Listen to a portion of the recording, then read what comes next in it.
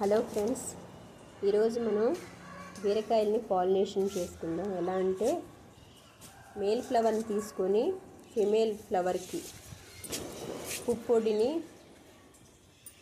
వాటి ఫ్లవర్స్కి అంటిస్తే కాయల రూపంలో నిలబడతాయి.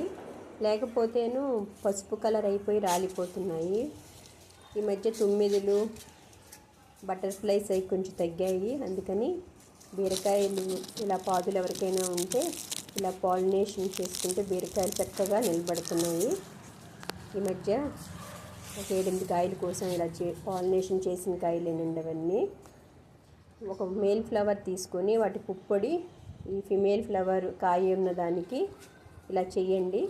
తప్పనిసరిగా కాయ రూపం కాలుస్తుంది. ప్రతి ఒక్కరూ ఒక 2-3 పాదులు పెట్టుకున్నాను. మనకు ఒక 4-5 కాయలు వస్తాయి. ఈరోజు ఒక 4 వాటికి పాలినేషన్ చేశానండి.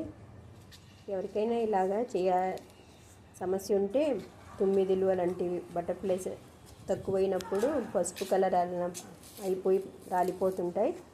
ఈ ఫ్లవర్స్ తీసుకొని ఇలా చేయండి. ఈ టిప్పు ఉపయోగపడుతుంది అనుకుంటున్నాను. నాకైతే బాగా పనిచేసింది, ఉపయోగపడింది. నచ్చితే లైక్ చేయండి, షేర్ చేయండి. Thank you.